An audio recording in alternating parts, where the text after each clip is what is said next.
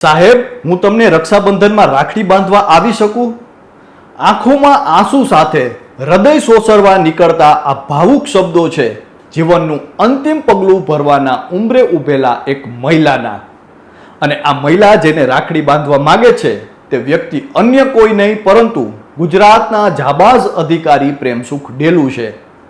મહિલાના આ શબ્દો સાંભળીને ત્યાં હાજર પોલીસ કર્મીઓ સહિત અન્ય લોકોની આંખો પણ ભીની થઈ ગઈ, કારણ કે આ મહિલાની જીવનભરની મૂડી સમાન 35 તોલા સોનું જ્યારે સુરેન્દ્રનગર પોલીસે પરત અપાવ્યું ત્યારે એવું તે ભાવુક દ્રશ્ય સર્જાયું જેના વિશે જાણીને તમારી આંખો પણ ભીની થઈ જશે.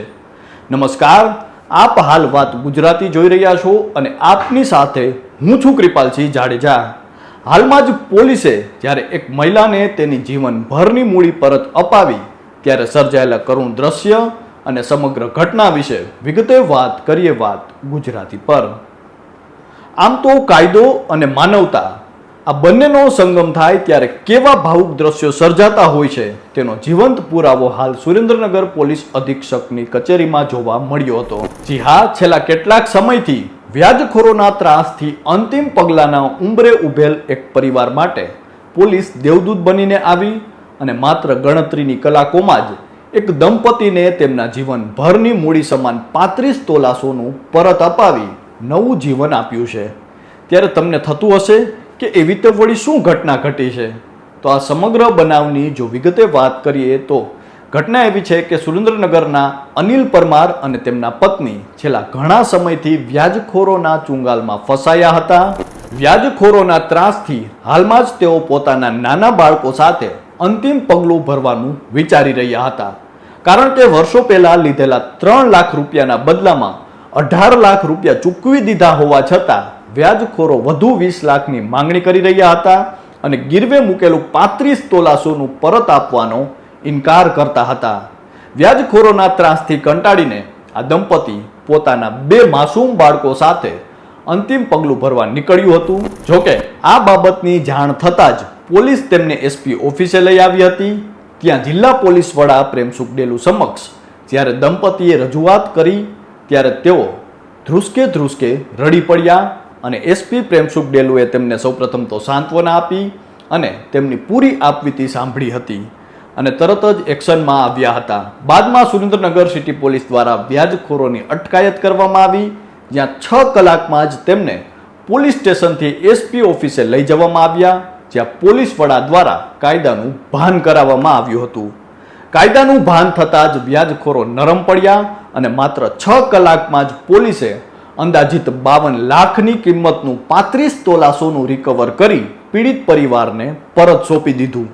જ્યારે એસપી પ્રેમસુખ ડેલુએ દાગીના ભરેલી થેલી મહિલાના હાથમાં મૂકી ત્યારે તે મહિલા પોતાના આંસુ રોકી શકી નહીં.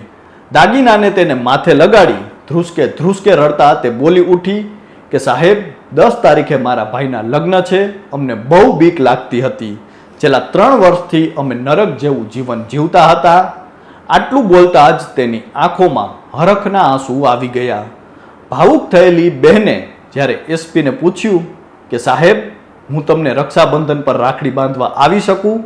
ત્યારે એસપી પ્રેમસુખ ડેલુએ પણ અત્યંત વિનમ્રતાથી ચોક્કસ આવજો કહી તેની ભાઈ તરીકેની ફરજ અને ખાખીની ગરિમા જાળવી હતી. આ દ્રશ્ય જોઈ ત્યાં હાજર તમામ પોલીસ કર્મીઓ અને લોકોની આંખો પણ ભીની થઈ ગઈ હતી.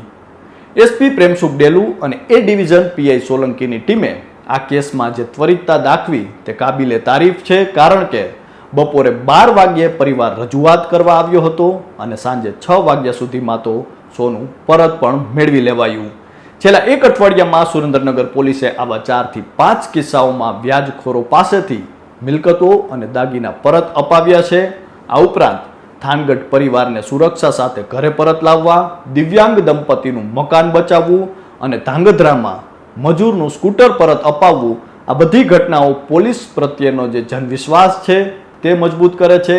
જિલ્લા પોલીસ વડા પ્રેમસુખ ડેલુએ સ્પષ્ટ શબ્દોમાં જણાવ્યું હતું કે વ્યાજખોરો સામે અમારું અભિયાન ચાલુ જ રહેશે. કોઈ પણ નાગરિક જો વ્યાજખોરોના ત્રાસથી પરેશાન હોય તો ગભરાયા વગર પોલીસનો સંપર્ક કરી શકે છે. અમે તમારી સાથે છીએ અને ત્વરિત ન્યાયની ખાતરી આપીએ છીએ. મહત્વનું છે કે સુરેન્દ્રનગર પોલીસની આ કામગીરીએ સાબિત કરી દીધું છે કે પોલીસ માત્ર ગુનેગારોને સજા આપવા માટે જ નથી, પરંતુ પીડિતોના આંસુ લૂછવા માટે પણ છે. જે પરિવાર ગઈકાલ સુધી મરવાના વિચારો કરતો હતો તે આજે સુરક્ષિત અનુભવી રહ્યો છે. મીડિયા અને સોશિયલ મીડિયા પર પ્રકાશિત થયેલ આ ઘટના વિશે જાણીને લોકો ખાખીની ખુમારીમાં ભરેલી માનવતાની મહેકને પણ બિરદાવી રહ્યા છે. ત્યારે તમે પણ આ ઘટનાને લઈને શું માનો છો તે કોમેન્ટ કરીને અમને જરૂરથી જણાવજો. તો હાલ તો બસ આટલું જ. ફરી મળતા રહીશું વાત ગુજરાતી પર.